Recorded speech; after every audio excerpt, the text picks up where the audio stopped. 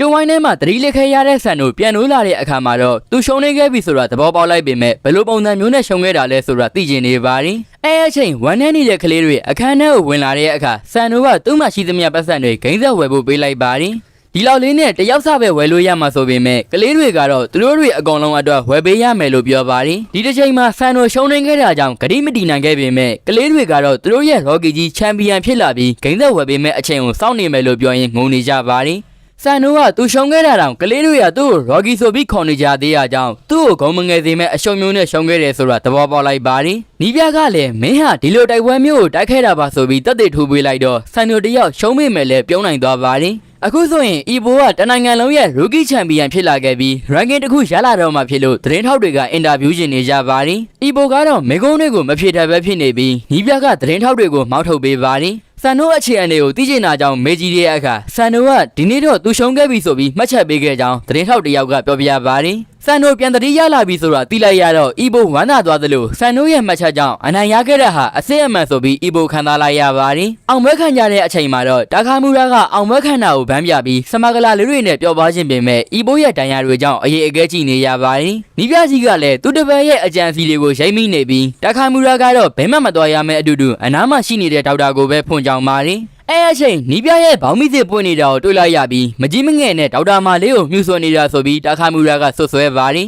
သူကိုယ်တိုင်ကလည်းဘောင်းမီတွေကနေစင်နမောင်းကြီးထင်းထွက်နေတာကြောင့်နီးပြကပြန်ငေါက်ပါတယ်အဲ့နောက်အသက်80ကျော်အဖိုးကြီးရဲ့ဒေါသလက်သီးကိုတာခါမူရာစားသုံးလိုက်ရပြီးဆရာတပည့်2ယောက်ထပ်တက်နေတဲ့အချိန်အီဘိုကတော့သူ့အမေစီဖုံးဆက်နေပါတယ်အမေဖြစ်သူကဘယ်ဘက်ကအနိုင်ရသွားလဲဆိုတာဂယုမဆိုင်ပဲသူသားလေးကျမ်းမာရဲ့လားဆိုတာပဲသိချင်ပါတယ်အီဘိုကသူကျမ်းမာကြောင်နဲ့အနိုင်ရခဲ့ပြီးအမြင့်ဆုံးစုကြီးကိုစုခူးနိုင်ငယ်ကြောင်ပြောပြလိုက်မှအမေကလည်းဂုဏ်မြူစကားပြောပေးပါတယ်ဖုံပြောပြီးသွားတော့အမေရဲ့ဂုဏ်မြူစကားကြောင့်ကျင်းနေနေခဲ့ပြီးသူဒီအထိရောက်လာခဲ့တာကိုမယုံနိုင်ဖြစ်နေရပါတယ်နောက်ထပ်ဘယ်အထိဆက်သွားနိုင်မလဲဆိုတာမသိရပေမဲ့သွားနိုင်တဲ့လောက်ဆက်သွားနေဦးမှာဖြစ်ပြီးအဲအချိန်အာအိုခီတို့ကသူ့ကိုဆွဲခေါ်သွားပါတယ်တခါမူရာကနီးပြကြီးကိုအမောက်သိပ်ပေးခဲ့တာဖြစ်ပြီးအခုတော့သူတို့ရဲ့ဆန္ဒတွေကိုအိုဆာကအမျိုးသမီးတွေနဲ့ဖြည့်ဆည်းဖို့သွားနေကြပါတယ်ဒီညရဲ့ချန်ပီယံကြီးအီဘိုကိုလည်းခေါ်သွားကြပေမဲ့အီဘိုကအခုထိအသက်မပြည့်သေးတဲ့အင်နိုဆန်လေးဖြစ်ပါတယ်အဲ့နောက်ပိုင်းမှာတော့အီဘိုရဲ့အထက်တန်းကျောင်းသားဘဝလေးကုံဆုံးရတော့မဲ့ဘွယ်နေသဖြင့်အခမ်းအနားကြီးကြာရောက်လာခဲ့ပါတယ်တနိုင်ငံလုံးရဲ့ရူကီချန်ပီယံဖြစ်ပြီးနောက်နာမည်ရလာတဲ့အီဘိုအတွက်ကျောင်းသားတွေကလက်ခုပ်အော်ပါပေးကြပါတယ်အီဘိုရဲ့အတန်းမိုက်ဆရာကလည်းအီဘိုဟာဘောက်ဆာဘဝကိုရွေးခဲ့တာကြောင့်အစာပိုင်းမှာစိတ်ပူခဲ့ရပါတယ်အခုတော့သူတပည့်ကနေရာတစ်ခုကိုရောက်နေပြီဖြစ်လို့ဆရာကသူဟာအီဘိုကိုအိမ်မက်တွေတော့ဆက်လိုက်ခိုင်းခဲ့ကြောင်းဝန်ကျော်သာပြောနိုင်နေပြီဖြစ်ပါတယ်အခမ်းအနားပြီးသွားတော့အလုပ်တွေရှိသေးတဲ့အမေကအရင်ပြန်သွားခဲ့ပြီးဒီနေ့အတွက်လွတ်လွတ်လပ်လပ်တငယ်ချင်းတွေနဲ့ပြောဖို့မှာခဲ့ပါ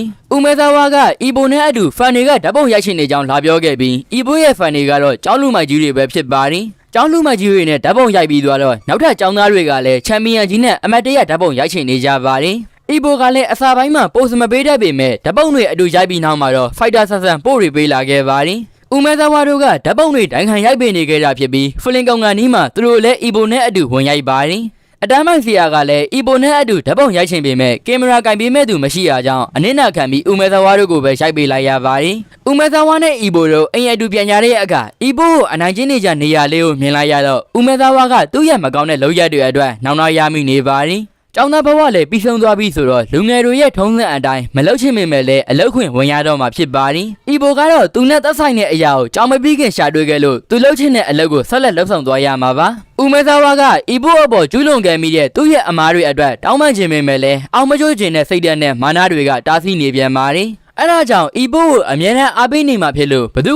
မှမရှုံးစိနဲ့ဆိုတဲ့အားပေးစကားလေးတွေကိုပဲပြောနိုင်ခဲ့ပြီးချီတုံချတုံနဲ့အိမ်ပြန်လမ်းခွဲခဲ့ကြရပါတယ်။အီဘိုအနိုင်ယူနိုင်ခဲ့တဲ့ပြိုင်ပွဲတွေကသူ့ကိုအမိလိုက်လာနေပြီဖြစ်ပြီးရှက်ရှောက်ပွဲတွေကပိုပြီးကျန်းန်းလာမယ်ဆိုတာသိပေမဲ့အနှဲငယ်လောက်တော့နားကျင်မိနေပါတယ်။အဲ့အချိန်အိမ်ပြန်တဲ့လမ်းမှာဆိုက်ရပြင်းနဲ့လမ်းလျှောက်လာတဲ့မီယာတာကိုတွေ့လိုက်ရပြီးမီယာတာကအီဘိုအိမ်ကိုဝင်ခဲ့သေးကြောင်းပြောပြပါတယ်။အရင်တစ်ခေါက်တုန်းကအီဘိုကမီယာတာအိမ်စီသွားခဲ့ပေမဲ့ထွက်မတွေ့ခဲ့တဲ့မီယာတာကအခုချိန်မှာတော့ဂျပန်ကနေထွက်သွားတော့မှဖြစ်လို့အီဘိုကိုလာနှုတ်ဆက်တာဖြစ်ပါတယ်။မီယာတာကကိုရီးယားနဲ့ထိုင်းနိုင်ငံတွေမှာကျန်းတဲ့ပွဲတွေကိုတွားထိုးမှဖြစ်ကြောင်းပြောတော့အီဘိုလည်းဝမ်းသာသွားပါတယ်။နိုင်ငံခြားမှာဘယ်လောက်ကြတဲ့အထိနေမှာလဲဆိုပြီးမေးတဲ့အခါမီယာတာရဲ့အကြည့်တွေပြောင်းလဲသွားခဲ့ပါတယ်။တခုခုကိုစာလောင်နေတဲ့အကြည့်မျိုးဖြစ်ပြီးမကြသေးခင်ကသူတို့နှစ်ယောက်ဟာမကွာခြားတဲ့အခြေအနေမှာရှိခဲ့ပေမဲ့အခုတော့အီဘိုကတနိုင်ငံလုံးရဲ့ရူကီချန်ပီယံဖြစ်နေခဲ့ပါပြီ။အဲဒါကြောင့်မီယာတာကသူနဲ့အီဘိုတို့ရဲ့ကွာခြားမှုအမိမလိုက်နိုင်တဲ့၍နိုင်ငံခြားမှာစူးစမ်းသွားမှဖြစ်ကြောင်းပြောပြီးထွက်သွားခဲ့ပါတယ်။ အခါမှာတော့အီဘိုလဲသူ့မှာအနားယူနေဖို့အချိန်မရှိဘူးဆိုတာသတိပြုမိလိုက်ပြီးအခုကစပြီးသူ့ဘဝကိုဘောက်စင်းမှာနှိမ့်မြုပ်တော့မှာဖြစ်ပါတယ်အဲ့နောက်ဂျင်သွားတဲ့အခါဂျင်မှာလူသစ်တွေပြေးနေတာကိုမြင်လိုက်ရပြီးမန်နေဂျာယာကီကတခါမူရာအာအိုခီခေမူရာနဲ့အီဘိုတို့ကြောင့်သူတို့ချင်းဟာနာမည်ကြီးလာကြောင်းပြောပြပါတယ်အီဘိုကဒီဂျင်ကိုရောက်လာပြီး2နှစ်အကြာမှာတော့ဂျူနီယာလေးတွေရလာတော့မှဆိုပြီးပြောနေပေမဲ့အခုမှဘောက်စင်းစထိုးမဲ့ငတ်စနူလေးတွေကအထာကြီးတွေနဲ့နေကြပါတယ်အဲ့ဒါကြောင့်အီဘိုကသူ့ကိုယ်သူစီနီယာအနေနဲ့အရင်မပဘူးဆိုပြီးတွေးမိနေတော့မှလိုက်ဝိတ်တန်ကစီယာကြီးနှစ်ပါးဖြစ်တဲ့အာအိုခီနဲ့ခေမူရာတို့ရောက်လာပါတယ်ဂျူနီယာငါဆန်နူလေးတွေကအာအိုခီနဲ့ခင်မူရာတို့ကိုအထင်ကြီးအားကြနေကြပြီးအဲ့ထဲကအချို့ကလည်းရူကီချန်ပီယံအီဘိုကိုအားကြကြောင်းပြောနေကြပါတယ်သူတို့ဘေးမှာရှိနေတဲ့အီဘိုကိုသတိမထားမိပဲချီမွန်ကန်းနေပြောမိနေရကြောင်းအီဘိုဟာအပြင်မှာနဲ့ဂျိုဝိုင်းထဲမှာလုံးဝမတူဘူးဆိုတာသိလိုက်ကြရပါတယ်မီတန်ဝိတ်ချန်ပီယံကြီးတာခါမူရာဝင်လာတဲ့အခါမှာတော့အကုန်လုံးကလေးစားအားကြနေကြပါတယ်တခါမူလာကတော့ဘောက်စင်ဘက်ကိုခပ်ပြင်းပြင်းထိုးပြပေးလိုက်ပြီးအကောင်လုံးကိုလိုက်ဖျဲနေရကြောင်းအီဘိုတို့ကဝိုင်းဆွဲနေရပါတယ်တခါမူလာကအခုမှအသက်ဝင်လာတဲ့ဂျူနီယာလေးတွေကိုရေပေါ်စီတွေဆိုပြီးတတ်မှတ်ထားတာကြောင့်ရေပေါ်စီလေးတွေကတော့သူတို့ရဲ့လုံနိုင်စမ်းတွေကိုယုံကြည်မှုရှိကြောင်းပြောပြပါတယ်